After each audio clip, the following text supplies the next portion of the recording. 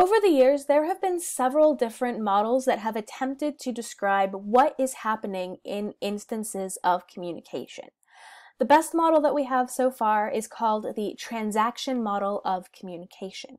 And that's because it envisions communication as being transactional, as being cyclical between the speaker and the receivers.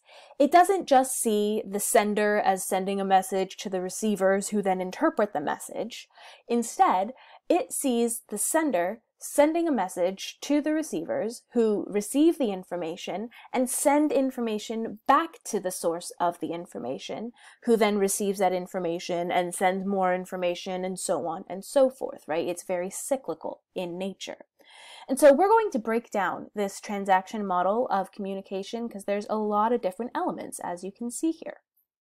So first, we have the source of the information. The source is one of the participants in the transaction model, one of the communicators. And so the source is the individual who is sending some kind of message to an audience. So in this case, right, as a teacher, I am generally a source of information. I am generally the speaker in my classroom, right? I send lectures to my students, to my audience. And so because I am the one who is sending the verbal and nonverbal messages, I am the source in that instance. So the source sends a message. The message is that verbal or nonverbal content that is being conveyed to the sender or from the sender to the receiver. So the source sends a message, and this message can be verbal, so the words that are said, or they can be nonverbal, from the way that the words are said to the facial expressions, the gestures, all of that kind of stuff. So the source sends a message to receivers, who are also considered communicators in this transaction model. So receivers are the listeners. They are the ones who take in the message and interpret that message. And this is where we also need to talk about encoding and decoding messages. So encoding is the process that the source does to turn thoughts into communication, right? Into the message. So the source encodes information into the message, which is then decoded by the receivers. Decoding is the process of turning communication back into thoughts. So we see this encoding, decoding cycle happening as well. So the source sends a message to receivers through a channel. The channel is the sensory route in which an encoded message travels to the receiver for decoding. So this can be audio, right? It can be my voice sending messages to your ears.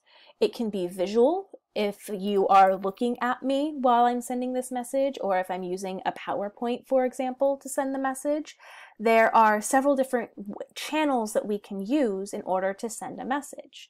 And the channel has a really big impact on the way that the message is ultimately received. Because a message that is sent via an audio-visual channel can be very different if that same message is sent, for example, via text or email, or if it's just heard over the radio or something along those lines. So most communication happens through the visual and or auditory channels, but the channel does have a big impact on the way that the message can ultimately be received. So, as we've said, the source sends a message through a channel to receivers, who then send feedback back to the source, back to the speaker. So while the receivers are listening to the message, they are often sending nonverbal feedback back to the speaker. They are nodding their heads in agreement, or in order to convey that they are understanding what's being said. Or else they are knitting their eyebrows together in confusion to relay that they don't understand what's happening here. Maybe they are raising their hand to ask a question, right? But receivers are almost always sending this feedback back to the source, even when you don't realize that you're doing it, right? You could just have a confused look on your face and not realize that you're doing that. Or For example, if a student is in a classroom and they're kind of sitting in the back of the room and their head just starts to kind of lean back against the wall and their eyes close and suddenly they're snoring, they don't mean to send that message of being tired or perhaps bored to the speaker, but they're sending it nonetheless, right? Receivers are constantly sending this feedback to the source. So in addition, there is noise that can interfere with the message. So noise is anything that interferes with the message being sent between the participants in a communication encounter. And there's lots of different types of noise as well. There can be environmental noise, which is physical noise, right? So it could be an air conditioner that is on too loud, or an airplane that happens to be going overhead, or landscaping that is happening outside, or perhaps a microphone that is cutting in and out.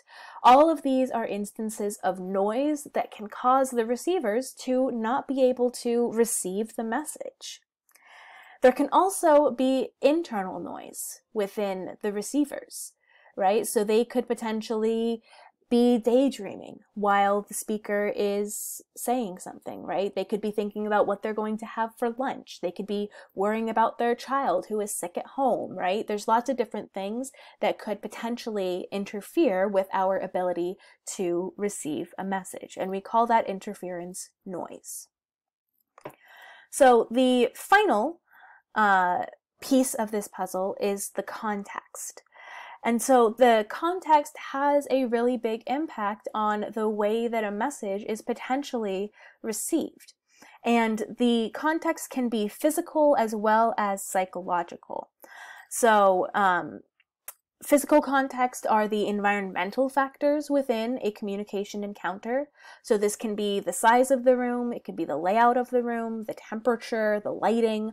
All of those can have an impact on the way that a message is ultimately received. But in addition, we could have psychological context, which includes the mental and emotional factors within a communication encounter. So maybe there's a high level of stress or anxiety in the room, and that can have an impact on the receiver's ability to listen to the message effectively.